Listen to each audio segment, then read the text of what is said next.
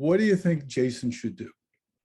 What do you think he should do? Jason Nicastro is a principal at the downtown Boston design firm of Isgenuity. It's a firm that specializes in healthcare design.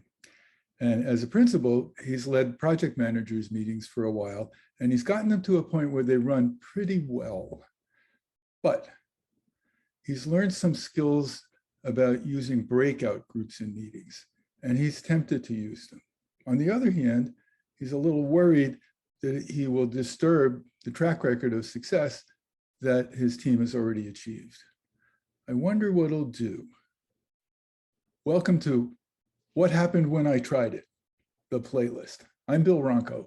In this playlist, people like Jason tell brief stories about what happened when they tried to use ideas they learned in their reading and training in the very real world of their own projects and organizations. Let's take a look. I tried the breakout rooms. And so we were working on it, or we're still actually working on the project. And we had about 12 people on the project. And, we have our weekly meetings, internal, where the group gets together and discusses the project, and things were going smoothly, no problems, right? And then when we learned about the breakout groups, I think what drew me to this group, why I used it on this group, was just because it was a larger group. A lot of my meetings is maybe 4 of us internal, and this one had the 12 people. So I thought this would be a good one to try it on, right? So you can have good amount of groups. So what is it that you were trying to achieve by, quote, trying it? Well, so from the session, right, hearing what it could do, I think that was what I wanted to try and see. Well, what would come out of this if I try it? Is it going to work? Right? Are people going to be like, what are we doing here? Are they going to actually, be part of it? And then what comes out of it? What are the results? And I think the most interesting thing that I found was that the meetings were going smooth, right? There was no issues, right? We were actually doing things. We were doing things the right way. Everything was going fine. And then we put this out there and we found things that could be better. And so, just by doing this exercise, found out that underneath what looked to be really, really going, smoothly, there's things that can be done better. Yeah. What was it about my initial description of it that got you to think it would do anything for you? So I think I recall when you were talking about it, I think the way you first described it was how to get people to talk who don't talk, right? Or how to get people in a group that if you're sitting in a group and everyone's just, how do you liven that up? And we have a lot of, it's tough with Zoom, right? You have 12 people on a Zoom call. Usually there's one person talking and 11 people listening. And if that one person doesn't, stop talking or take a break, then those 11 people don't have that opportunity to speak. And I think, feel like maybe it's not really important what they have to say. And so they kind of sit back and don't say anything. And then so breaking them up into the groups, I think, my thought was, well, maybe if they don't speak in, the 12-person group, they might speak in the smaller groups where there's 3 or 4 people. Some probably still stay quiet, but let's see what happens. And so that's what I was really interested in, is trying to get the people who don't normally talk to actually to be part of the conversation. And why did you care about that? Because, I think that's a key to what we do, is, me and the firm, we're really interested in hearing, what people have to say, right? We're not designers and architects who say, I'm the architect, I make all the decisions and I'm going to do everything, right? We're a team, and collaboration is key. And so when people are in meetings, they're in the meeting for a reason, right? We have them in that meeting for a reason, and we want to hear what they have to say.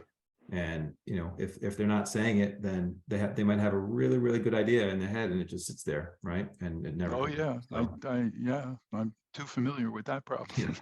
Yeah. And if it's not a great idea, then, it's okay, right? We move on.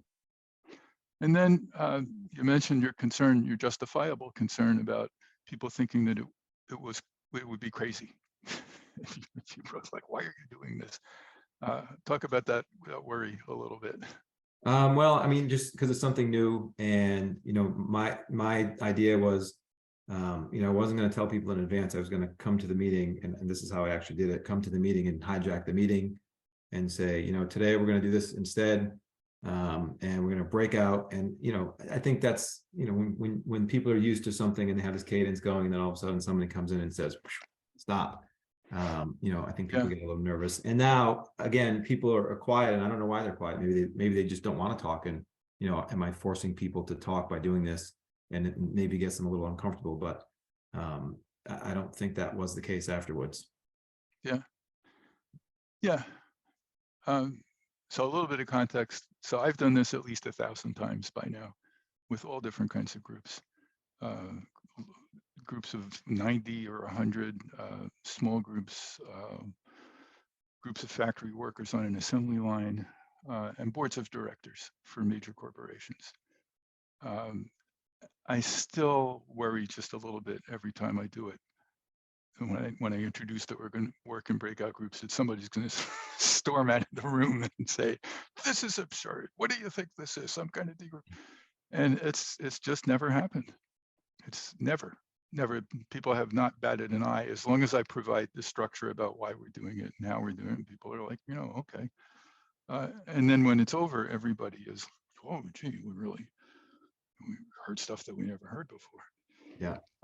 So that's some context for me. But then the other thing is, what you want to do, you're never really forcing people to talk. If you want to talk, it's up to you. You're in a small group. If you don't want to talk, fine, don't talk. But it's hard not to, because you're just more comfortable. Mm-hmm. So you're not trying to control it. You're just trying to change the environment to make it more possible if people want to. But you never really try to get into the control thing. So scale it down a little bit, micro, about the moment of you introducing it and how you introduced it, what was going on in your head, what happened with the rest of the group, sort of like if you can break that down into slow motion. Sure. So we, went into Zoom like we normally do at our meeting, and we normally have, the person who runs the show. He's doing his, looking at roll call, making sure we all here. Can we start? And, I interrupted him and I said, "Okay, we're all here. Okay, we're ready to start. Okay, sorry, stop 1 second." When I hijacked the meeting today and I kind of explained what we were doing and why we were doing it. And just to let everyone know that, we're trying to make this better if we can, right? What can we do better? And so, I broke that down for the team, and, I'm paying the nice thing about Zoom meetings that you don't get in real meetings is you can really focus and look at people, right? And you can really start to see, if we're sitting in a room together, I can't be, looking at everybody all at the same time and trying to understand. So as I'm explaining this, some people smiled, right? You can see that they're interesting, right? This should be fun. Some people had, the deer in the headlights look like, what's he going to do? What are we doing? Why are we doing this? Right? You can tell there was all sorts of things happening in their head. And then, once we started, did the automatic breakout rooms, everybody was turned into their own rooms. And then I jumped through. So I didn't stay with one team. I jumped through thinking that I'm going to have to, get the conversation going, prime them. And every single room, I mean, there's only three, I think it was, 3 rooms. And, all 3 of them were, when I jumped in, they were talking. And there was no room for me to talk, which was great, right? I didn't have to actually prime anything, but they were going back and forth, back and forth, back and forth. What did you ask them to talk about? I told them, or asked them to, think about 2 to 3 things, or as many as you want, but at least 2 to 3 things that we can do better in this group, right? As a team, that might help you, that might help the project, or that might help the group. And then also, what are 2 to 3 things that we do well, and then 2 to 3 things that we can improve on. And so I asked each person to think of 2 to 3 so that we would have a bunch.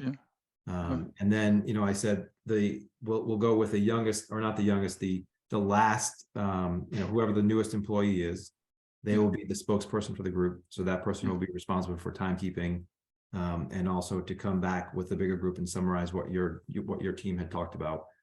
And so that actually was really well. That went really well. Also when we came back, all the people had identified themselves as who was the newest employee. I didn't have to kind of say, okay, who's, everybody knew who they were going to be. And they were able to give a good summary of what their group talked about. And then from there, it actually even turned into a bigger group discussion, because team A hadn't heard team B's discussion until the summary. And Yeah. so when team A, you know, was talking, and then team B be like, oh, actually, well, what about this? And so it became Yeah, a bigger yeah. discussion. And we took notes, we took meeting notes as we would with a normal meeting. And we had action items, and some of the results we solved right at the meeting, and some of them we took, you know, offline and solved them Yeah. offline. Cool. Score. Very Yeah. good. Yep. Works as advertised. Works as advertised. And then the fun thing was, after it was done, you know, people were doing the team's message, not everybody, but people like, hey, that was cool, that was fun. You know, thanks for that. And then, you know, I mentioned it to a larger group in the office that we had done this, and some of the people who were in that meeting, you know, chimed in, unmuted themselves, and was like, yeah, that was really fun. You know, Jay did this thing and it was really cool. We should do that more often. Yeah. And so, you know, and again, that wasn't prompted. That was just something that they. Yeah. Yeah. Well, that's a pretty good commercial for the process. Yeah. There's nothing I Works. could cook up. I couldn't tell that story as well as you, because I'm on the outside looking in and you're on the inside.